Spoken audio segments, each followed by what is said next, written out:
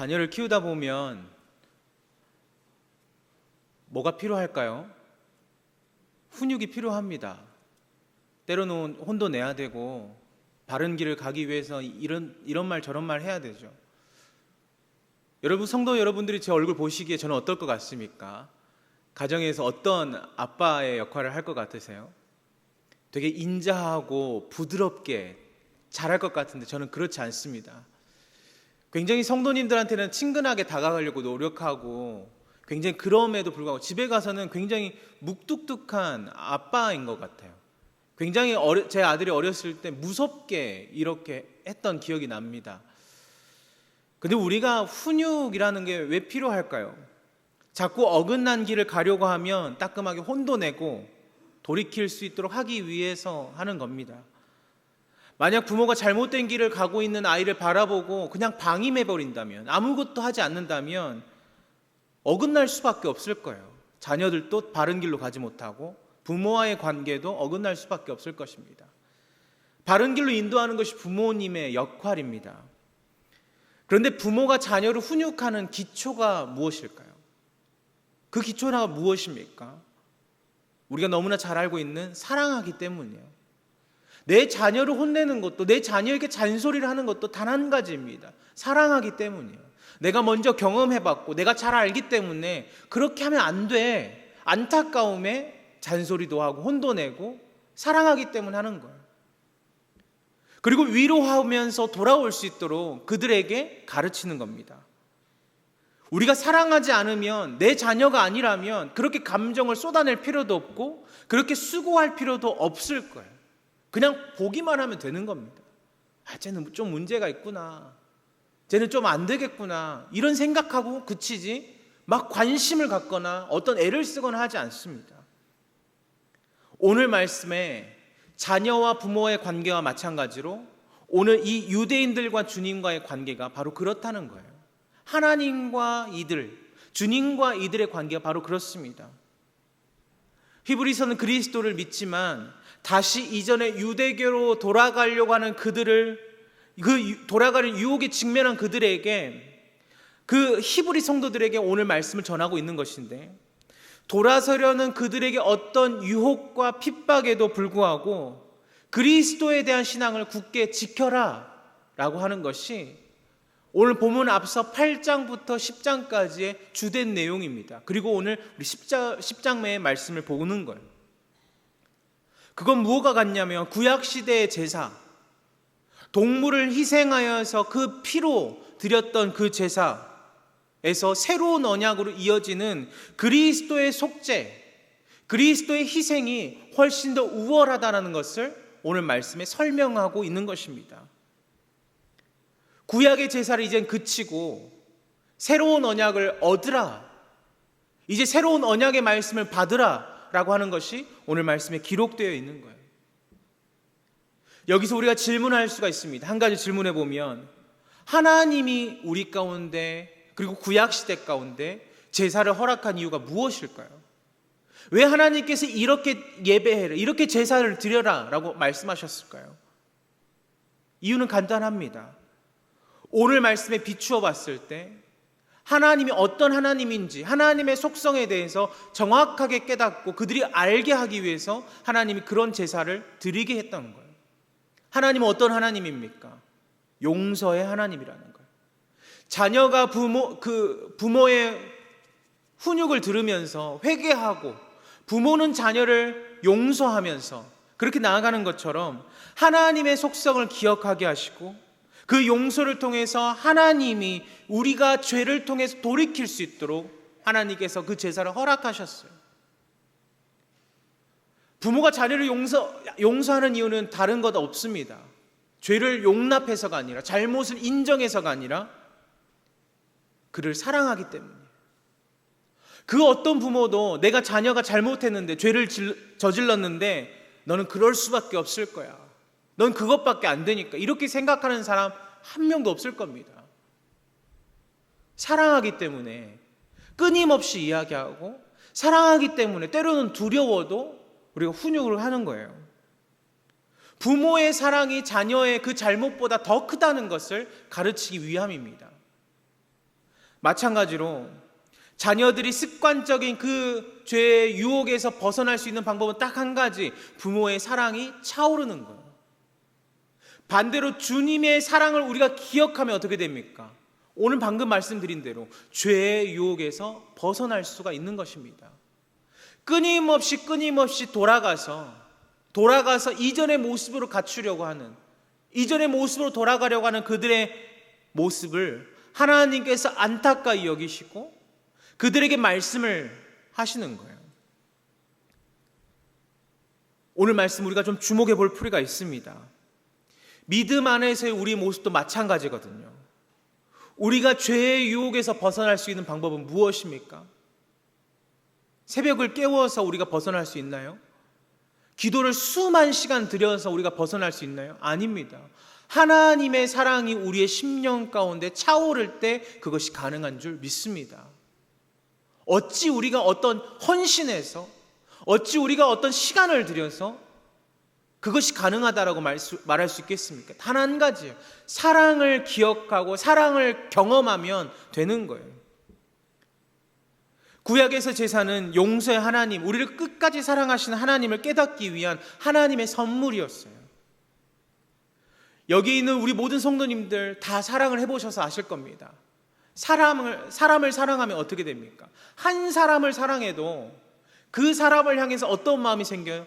너그럽고 베풀어주고 싶고 품어주고 싶고 여러 가지 감정이 일어나요. 그 사람이 나에게 때로는 서운한 감정이 들게 하더라도 그 순간에 서로 서운할 뿐이지 그것이 평생 가지 않습니다. 만약 평생 간다면 우리가 다시금 점검해 봐야 하는 거예요. 끝없는 사랑의 모습이 오늘 본문의 제사, 그리고 오늘 우리 예배를 통해서 나타나고 있는 거예요. 우리가 한 절 한 절씩 살펴가면서 그 말씀의 의미를 좀 살펴보기를 소망합니다.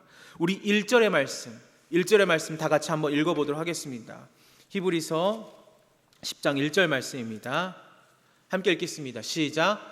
율법은 장차 올 좋은 일의 그림자일 뿐이요 참 형상이 아니므로 해마다 늘 드리는 같은 제사로는 나오는 자들을 언제나 온전하게 할 수 없느니라. 아멘. 오늘 본문에 나타난 사람들은 어떤 모습입니까? 구약의 제사, 심지어 십자가의 사건을 경험하였음에도 불구하고 이들은 이전과 같은 모습으로 살아가는 것입니다. 십자가를 경험하였음에도 불구하고 간접적으로 보고 듣기도 했음에도 불구하고 이들은 다시금 이전의 모습, 이전의 생활로 돌아가려고 하는 사람들이었어요. 하나님께 사람들이 죄를 짓고 그 다시 제사를 통해서 죄를 용서받는 일들을 반복하는 겁니다.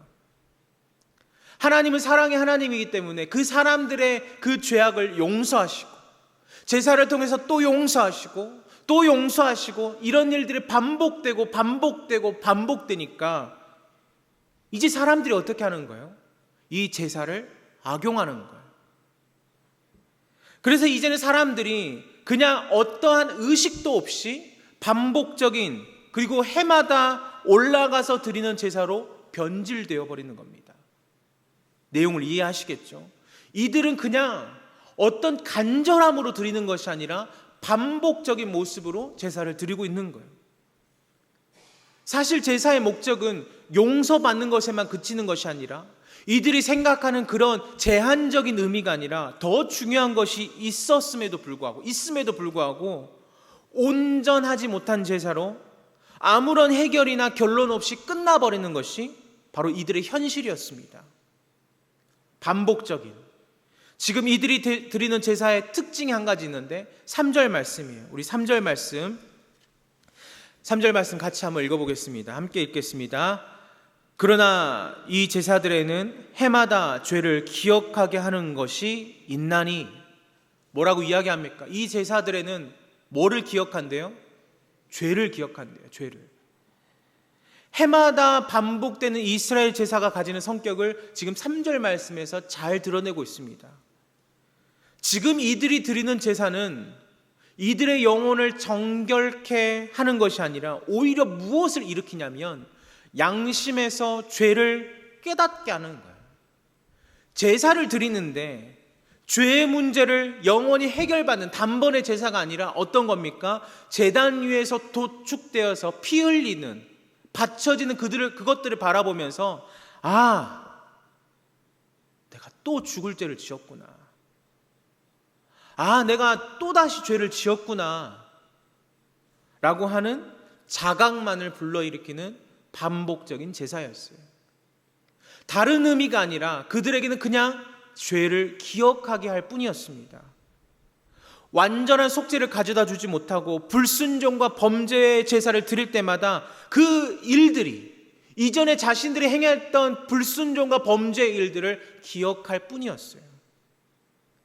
한 가지 예를 들어볼까요? 우리가 병원에 갑니다. 병원에 가서 의사의 말만 듣고 아무런 처방을 받지 못해요. 심지어 처방전도 받지 못하고 주사도 맞지 못하고 그냥 돌아온다고 한번 생각해 보십시오. 내가 가서 내 증상만 이야기하고 의사는 아무 말도 하지 않아요. 처방전도 주지 않아요. 아무리 우리의 몸에 그 약을 먹어도 효능이 늦게 나타난다 할지라도 처방전 하나 받으면 그래도 조금의 마음이 위안이 되잖아요. 이제 조금 그나마 괜찮아지겠지? 이거 먹으면 좀 나아질 수 있겠지? 라고 하는 것이 우리가 병원을 가는 목적 아니겠습니까? 근데 아무런 처방전 없이, 아무것도 없이, 아무 소리도 듣지 못하고 돌아온다고 한번 생각해 보십시오. 지금 그렇다는 거예요. 예를 든 이 모습처럼 제사에서 이들이 반복되는 것이 이와 같다라는 거예요. 제사를 드리지만, 예배를 드리지만 그냥 형식적으로 가서 형식을 치를 뿐 어떠한 답도 얻지 못하고 어떠한 해결도 받지 못하고 그냥 돌아오는 거예요. 단순하게 죄를 기억할 뿐입니다. 그렇다면 성도 여러분, 이런 제사, 이런 예배 들으실 수 있으시겠습니까? 사실 우리가 말로 설명하고 글로 보았기 때문에 이해가 되지만 이 당시를 살아가는 사람이 바로 나라면, 내가 이 당시에 이 사람들과 휩쓸려 살아간다면 저와 우리 모든 성도님들 역시 동일하게 살아갔을 것입니다. 아니요, 지금 우리가 드리는 예배를 한번 점검해 봐야 합니다. 우리의 예배가 어떻습니까? 스스로에게, 나에게 한번 질문을 던져봐야 하는 거예요. 나 역시 이들과 다를 것 없는 예배를 드리고 있지 않나 생각해 봐야 합니다. 그래서 히브리서의 기자는 이렇게 말하는 거예요. 5절과 6절 말씀인데 제가 5절과 6절 말씀 한번 읽어보도록 하겠습니다. 그러므로 주께서 세상에 임하실 때 이르시되 하나님이 제사와 예물을 원하지 아니하시고 오직 나를 위하여 한 몸을 예배하셨도다. 번제와 속죄제는 기뻐하지 아니하시나니. 6절 말씀의 마지막에 뭐라고 이야기합니까? 기뻐하지 아니한다라고 이야기합니다. 기뻐하지 아니한다. 너희가 해마다 드리는 제사, 반복적으로 드리는 번제와 속죄제를 하나님이 기뻐할 수가 없다라는 거예요. 기뻐하지 않는다고 말씀하십니다. 기쁨이라는 감정이 우리에게 언제 일어납니까? 언제 기쁘세요? 어떤 사물이나 어떤 사람이나 이것과 교감이 되었을 때 그 기쁨이라는 감정이 나타나죠. 단순한 그냥 아무 일도 없고 아무것도 없고 나 혼자 기쁜 것은 우리가 의심해 봐야 합니다. 문제가 있는 거거든요. 근데 기쁨이라는 감정은 무엇과 교감을 나누고 무엇과 소통이 되고 무언가 애착이 갈 때 그 기쁨이 나타나는 거예요. 그런데 지금 하나님이 뭐라고 말씀하세요? 기쁘지 않다라는 거예요. 심지어 제사를 드렸는데, 예배를 드렸는데, 하나님을 향해 나아갔는데 기쁘지 않대요. 제사를 누가 만드셨습니까? 이 제사의 원형을 만드신 분이 누굽니까? 하나님이시잖아요. 심지어 이 제사를 받는 분도 하나님이십니다. 그런데 그 하나님께서 이 모든 것을 기뻐하지 않으신대요. 왜 기뻐하지 않으실까? 예전에는 제사를 기뻐하다가 이제는 하나님이 제사를 싫어하실까? 아닙니다. 제사가 싫다, 너희가 드린 예배가 싫다, 이런 의미가 아니라는 거예요. 너희가 지금 드리고 있는 그 구약의 제사, 죄를 기억하게만 할 뿐 다른 건 아무것도 얻지 못하는 그 구약의 예배만으로는 너희가 하나님을 기쁘시게 할 수 없다라는 것입니다. 사실 이들에게 처음에 하나님께 제단을 바치고 제사를 드릴 때 어떤 마음이었냐면 굉장한 뜨거움이 있었어요. 뜨거움이 있었습니다. 그런데 시간이 지나면 지날수록 어떻게 됩니까? 마음은 차가워졌는데 제단만 뜨거운 거예요. 제단만 뜨겁고 내 마음은, 그것을 바라보는 내 마음은 점점점 식어져 가는 겁니다.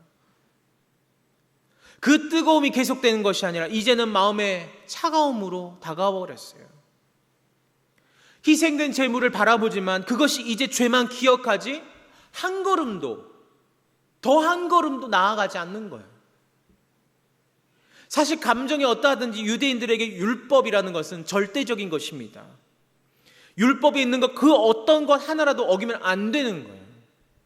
그런 자들에게, 그런 사람들에게 하나님께서 뭐라고 말씀하세요? 너희가 드리는 제사를 내가 기뻐하지 않는다.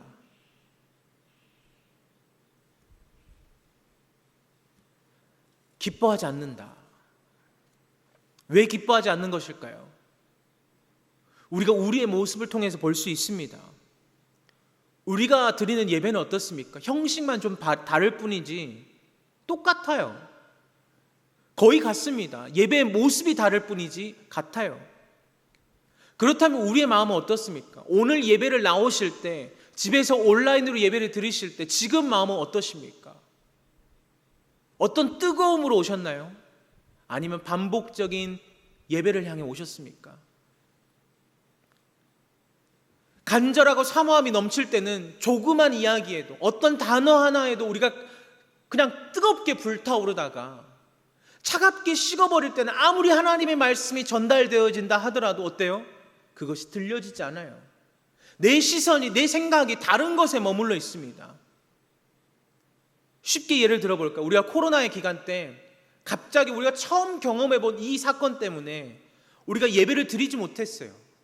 처음에는 몸이 편하고 익숙하지 않은 것 때문에 그냥 온라인으로 드리는 걸 생소했는데 어느 시간이 지나다 보니까 어때요? 예배가, 교회가 가고 싶어졌어요. 그 시간들이 계속되면 될수록 교회를 향한, 예배를 향한 마음이 뜨거웠어요. 근데 방역수칙이 완화되고 사람들을 허용하고 교회가 문을 열었는데 어떻습니까? 여전히 빈자리는 계속되고 사람들의 마음은 식어졌다고 이야기합니다. 이전에 봤던 사람들은 찾아볼 수가 없고 그들에게 연락을 드려보면 조금 주저함을 안게 되는 거예요. 우리의 모습이 그렇거든요. 심지어 예배를 드리는 우리의 모습도 어찌 보면 굉장히 반복적으로, 저부터도 반복적인 예배에 익숙해져 버린 모습을 우리는 발견합니다. 여러분에게 스스로 질문해 봐야 하는 거예요. 저에게, 그리고 여러분에게. 지금 우리가 드리고 있는 이 예배가 하나님을 기쁘시게 하기 위한 예배인가? 아니면 나의 위안, 나의 평안, 나의 가정과 삶을 위한 예배인가? 지금 이 유대인들도 마찬가지예요. 예배를 드리는데, 반복해서 예배를 드리는데 어떤 하나님께서 원하시는 그 궁극적인 구원의 단계에 이르지 못하고 그냥 죄를 기억하는 그곳에서 딱 머물러 있는 것입니다. 한 발짝도 나아가지 못하고요. 무엇 때문에 그렇습니까? 무엇 때문에 이들이 한 발자국도 나아가지 못하고 멈춰 있는 것일까요? 바로 하나님께서는 우리에게 말씀하시는 이것입니다. 그들의 제사가 온전하지 못하기 때문이다 라고 이야기합니다. 그들이 드리는 예배로는, 어떤 제사로는, 형식적인 반복으로는 죄만 기억하게 하지 하나님께 나아갈 수 없다라고 이야기하는 거예요. 사랑하는 성도 여러분, 우리의 예배도 마찬가지입니다. 우리가 예배를 드리고 그냥 어떤 한 섬김의 자리만 머물러 있다가 돌아가 버린다면, 아무런 은혜 없이, 회복 없이, 아무것도 얻는 것 없이 그냥 우리가 그런 예배를 반복하고 있다면 그것은 우리를 오히려 영적으로 세우는 것이 아니라 우리를 영적으로 무너지게 만들고 있는 거예요. 계속해서 예배는 드리고 있고 우리의 시간은 드렸지만 오히려 우리는 무너져 가고 있는 거예요. 완전하지 못한 길로 우리가 가고 있는 것입니다. 우리는 어떻게 합니까? 주님의 길에 들어서야 하는 것이죠. 주님이 궁극적으로 원하시는 그 길을 가야 합니다. 오늘의 말씀의 제목처럼 그냥 단순하게 단 한 번의 결단으로 주님께 나아갈 수 있는 그 참된 예배의 길, 제사의 길로 우리가 나아가야 할 줄 믿습니다. 그런데 우리가 이렇게 이야기하면 우리가 오해해요. 어떤 오해냐면 예배가 달라져야 하나? 어떤 프로그램이 다양해야 하나? 어떤 우리가 이성적으로 이렇게 생각하는 사람들이 더 많이 있습니다. 하나님께서 오늘 우리 가운데 말씀하시는 것은 무엇입니까? 예배의 다양성을 이야기하지 않으세요. 하나님께서 우리 가운데 말씀하시는 건 예배의 횟수를 이야기하는 것이 아닙니다. 예배의 시간도 어떤 다른 것도 말하는 것이 아니라 하나님이 지금 원하시는 것은 진짜 하나님이 기뻐하시는 예배, 기뻐하시는 제사, 다른 형식과 방법과 횟수를 말하는 것이 아니라 다양함을 넘어서고 획일적인 방법을 뛰어넘고 사람들이 절대적으로 생각하는 그 모든 것을 뛰어넘는 은혜가 우리 가운데 필요하다라고 이야기하는 거예요. 그것이 무엇인지 우리 한번 살펴볼까? 우리 7절에서 10절까지 말씀, 좀 긴 말씀인데 우리 같이 한번 한 목소리를 읽어보도록 하겠습니다. 7절에서 10절 말씀입니다. 함께 읽겠습니다. 이에 내가 말하기를 하나님이여 보시옵소서, 두루마리 책에 나를 가리켜 기록된 것 같이 하나님의 뜻을 행하러 왔나이다 하셨느니라. 위에 말씀하시기를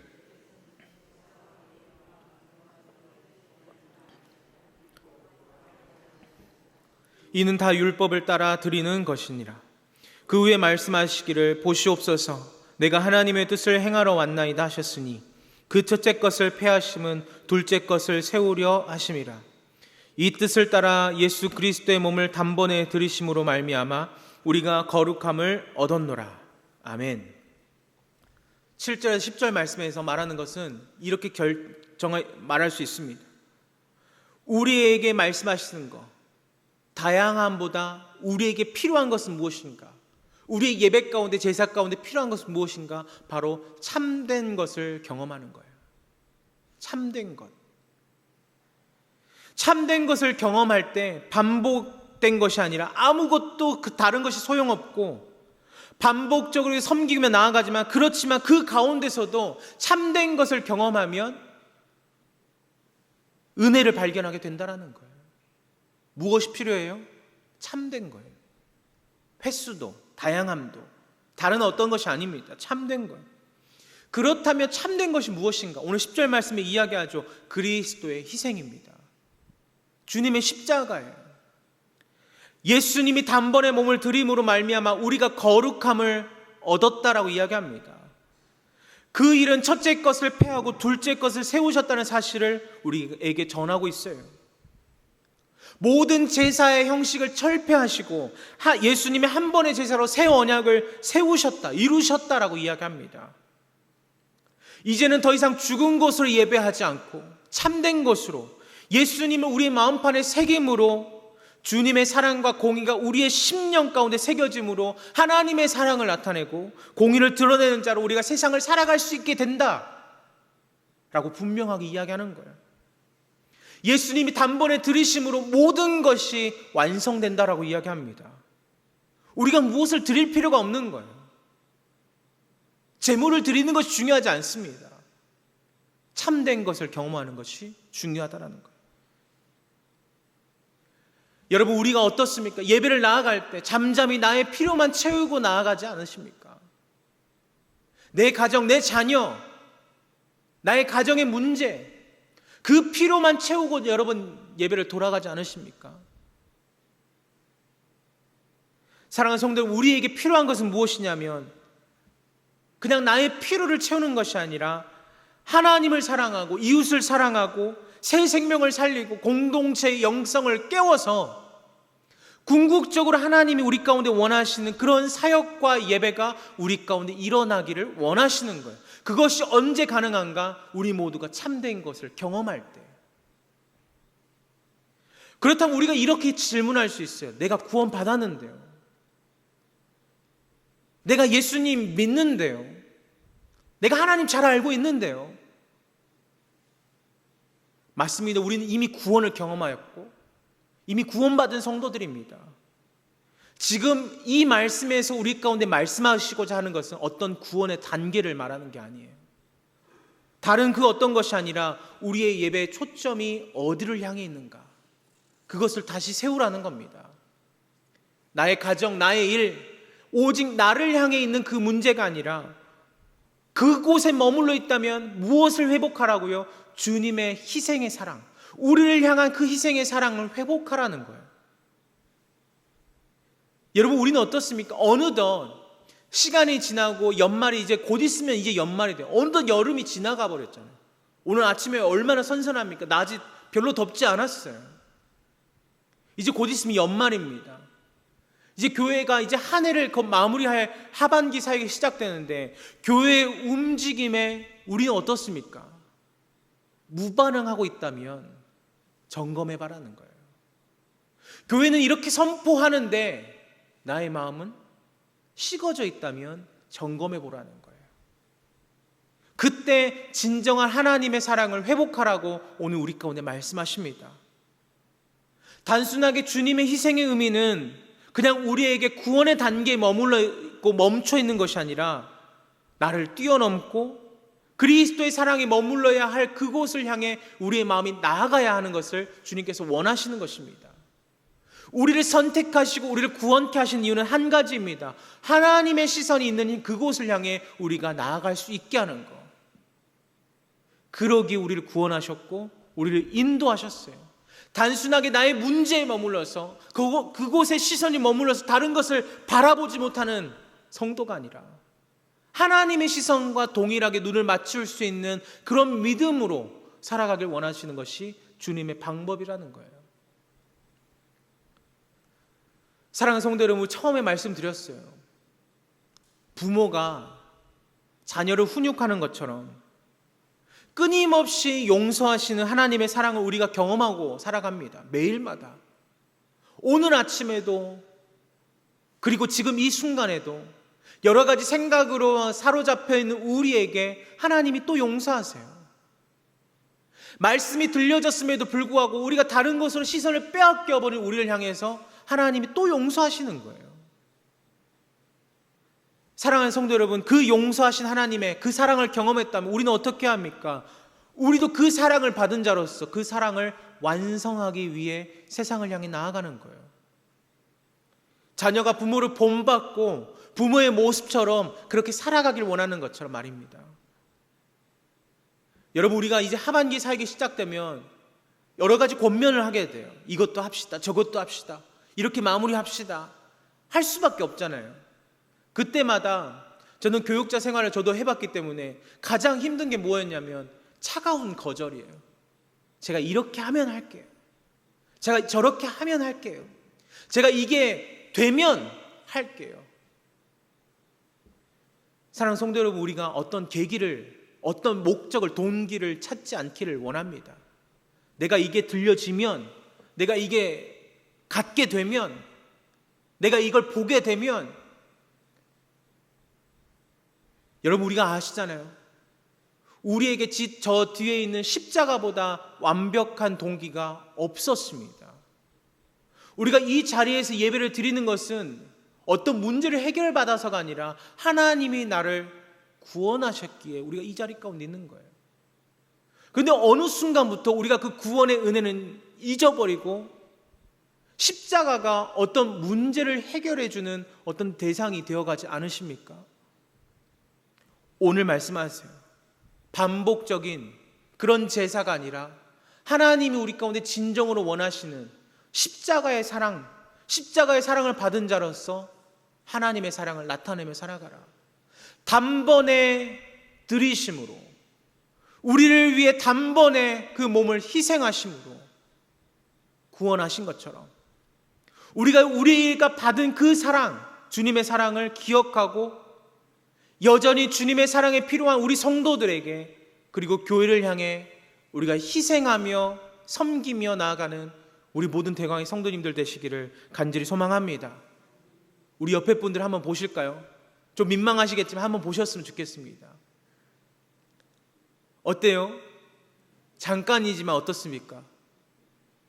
그냥 눈을 맞추는 것만으로도 민망해서라도 웃고, 그냥 보는 것만으로도 좋은 존재가 바로 우리의 지체들입니다. 그 지체가 쌓이고 쌓여서 교회를 이루는 겁니다. 근데 우리는 어떻습니까? 그 교회의 완성이 나에게만 집중되어 있지 않게 되기를 간절히 소망합니다. 옆에 있는 지체의 아픔을 우리가 기억하고 우리가 서로를 기억하면서, 우리 대광의 교회의 특징이 그런 거잖아요. 비록 큰 교회가 아니기 때문에 우리가 너무나 잘 알아요. 심지어 제가 교회에 왔을 때 너무 놀랐던 거는 이분도 이렇게 가족이고 저분도 저렇게 가족이고, 처음엔 너무 놀랐어요. 이렇게 얽혀 있으니까 너무나 혼란스럽더라고요. 근데 그게 특징이잖아요. 근데 우리에게 그것이 필요해요. 얽히고 설키고 또 얽히고 설킨 이 관계 안에서 우리가 서로를 기억하면서 그리스도의 사랑이 우리를 통해서 흘러가야 합니다. 비록 이 수요 예배, 비록 작은 수이지만 온라인으로 예배를 드리는 성도들도 있으시겠지만, 그 예배를 드리고 있는 우리 모든 성도들이 단번에 우리를 향한 주님의 그 사랑을 기억하고 경험함으로 이전의 반복적인 예배를 우리가 멈추고 그리스도의 사랑을 나타낼 수 있는, 받은 자로서 흘려보낼 수 있는 거룩한 성도로 매일을 살아가시기를 간절히 소망합니다. 그래서 이 하반기 사역에 특별히 여러 가지 일들이 있죠. 전도대에서 준비하고 있는 잃어버린 양을 찾기 위한 그 방법, 그 훈련, 모든 계획들, 이 가운데서 우리가 한 영혼을 세울 수 있는 거룩한 성도로 세움받기를 간절히 소망합니다. 지금 여기에 있는 주님을 우리가 경험하셨으면 좋겠습니다. 이후에 우리가 기도할 거예요. 사실 우리가 이 중보의 기도가 저는 굉장히 조금 확대되었다고 생각해요. 사실 다른 교회에서 기도할 때 보면 어떻게 됩니까? 굉장히 세부적으로 어떤 교회의 일, 개인적인 일에 집중되어 있는 우리의 중보 기도는 어떻습니까? 열방을 향하여서 어떤 지역적인 문제, 나라를 위한 문제, 사실 내 개인을 위한 문제는 단 한 번이잖아요. 그런데 바로 우리의 기도가 이런 모습이어야 된다고 생각해요. 바로 그리스도의 사랑이 바로 이 모습이라고 생각합니다. 포괄적이지만 굉장히 넓은 마음으로 우리를 헤아리시는 그 주님의 사랑처럼 우리의 기도가 확대되어서 우리 모든 성도들에게도 이런 기도의 기회가 있게 되기를 간절히 소망합니다. 특별히 이 자리 가운데 있는 우리 모든 성도님들, 주님의 사랑을 경험하는 자로서 가정에서, 삶의 자리에서, 그리고 이 자리에 함께하지 못한 우리 성도들에게 말과 행동과 모든 것에서 주님의 사랑이, 단번에 희생의 사랑이 드러나게 되기를 간절히 축복합니다. 기도하겠습니다. 거룩하신 아버지 하나님, 감사합니다. 주님, 우리를 특별히 선택하여 주시고 인도하여 주셔서 지금 이 자리에 우리를 세워주시며 감사합니다. 모든 것이 주님의 은혜이며 사랑임을 우리가 기억하오니, 하나님, 우리가 어떤 반복적인 예배와 반복적인 것들이 아니라 하나님을 향한 뜨거움으로 매일마다 그 주님의 사랑을 기억하며 살아가는 우리 모든 성도들 되게 하여 주시옵소서. 이제 기도합니다. 우리의 기도가 주님의 기도 되게 하여 주시옵시고, 주님께서 응답하신 역사로 주님께서 함께하여 주시옵소서. 모든 것 감사드렸고 귀하신 우리 주 예수 그리스도의 이름으로 기도하옵나이다. 아멘.